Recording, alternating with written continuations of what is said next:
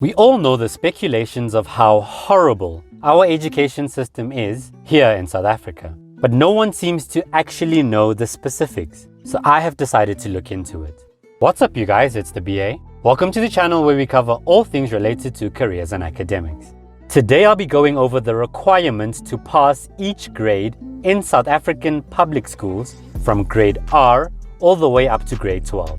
Before I do that, I'd like to go over the different achievement levels that are used, as I'll be using some of this terminology throughout the video. Achievement level 7 is an outstanding achievement, which is 80 to 100%. Level 6 is a meritorious achievement, which is 70 to 79%. Level 5 is a substantial achievement, which is 60 to 69%. Level 4 is an adequate achievement, which is 50 to 59%. Level 3 is a moderate achievement, 40 to 49%. Level 2, elementary achievement, 30 to 39%. And Level 1, not achieved, which is 0 to 29%. Now, here are the approved subjects for the foundation phase, which is grade R to grade 3. For languages, we have Afrikaans, which is home language and first additional language. English, home language and first additional language.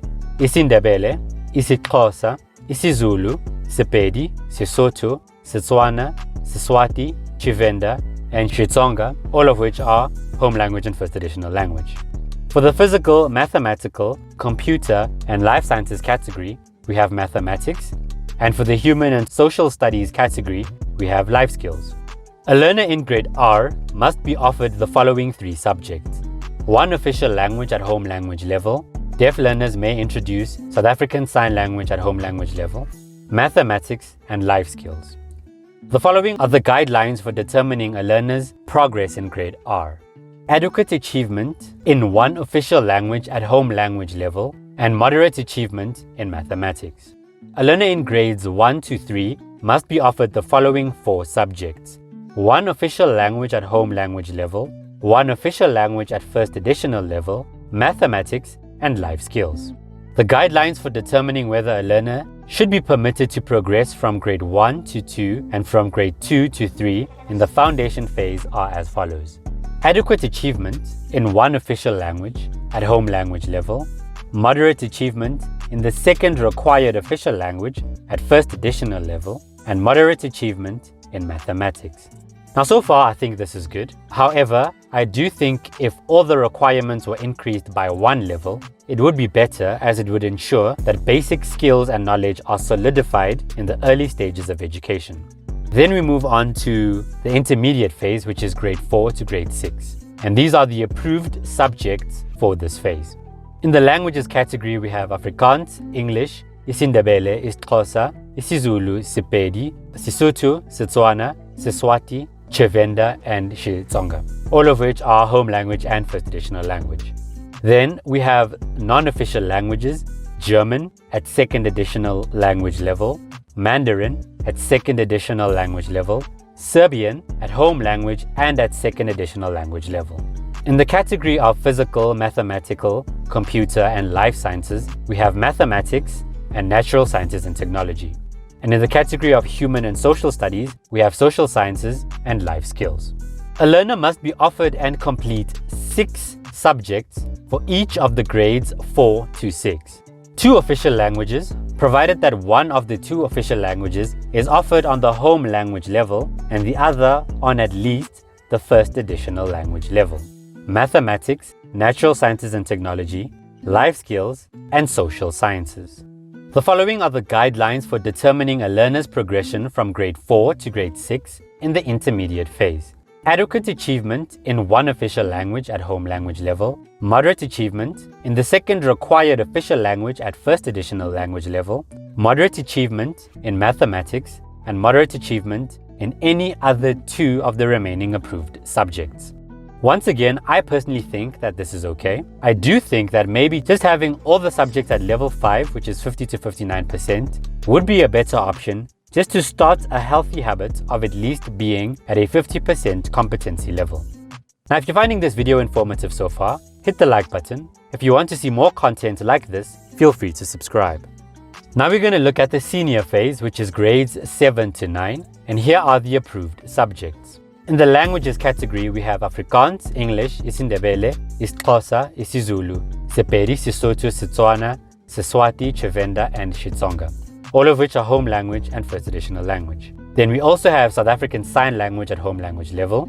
Then we have German at second additional language level, Mandarin at second additional language level, Serbian at both home language and second additional language level. In the category of physical, mathematical, computer, and life sciences, we have mathematics and natural sciences. In the category of human and social studies, we have social sciences and life orientation. In the category of engineering and technology, we have technology. In the category of arts and culture, we have arts and culture. In the category of business, commerce, and management studies, we have economic and management sciences. Now, a learner must, for each of grades 7 to 9, be offered and complete 9 subjects. 2 official languages, provided that one of the 2 official languages is offered on the home language level and the other on either home or on at least first additional language level. Mathematics, natural sciences, life orientation, social sciences, technology, arts and culture, and economic and management sciences.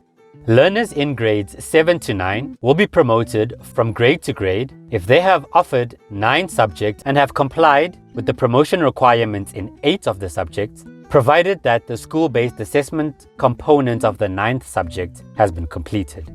Adequate achievement in one language at home language level, moderate achievement in the second required official language at first additional language level, moderate achievement in mathematics, moderate achievement in any 3 of the other required subjects, and at least an elementary achievement in any 2 of the other required subjects. Now this is where I think the ball starts to drop. Accepting pass marks of 30% is just not on.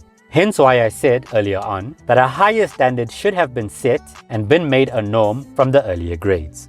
I do think that leeway can be afforded, but with really strict requirements. For example, having a 50% minimum mandatory requirement for 7 subjects and a 40% minimum requirement for the remaining 2.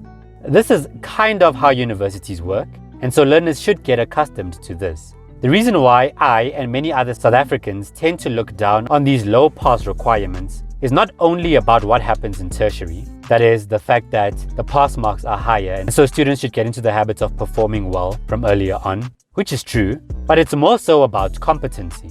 If you pass natural sciences with 31%, then you quite honestly barely know anything. And this sets you up to struggle in the coming years, where things are likely to get more difficult. Anyway, let's move on.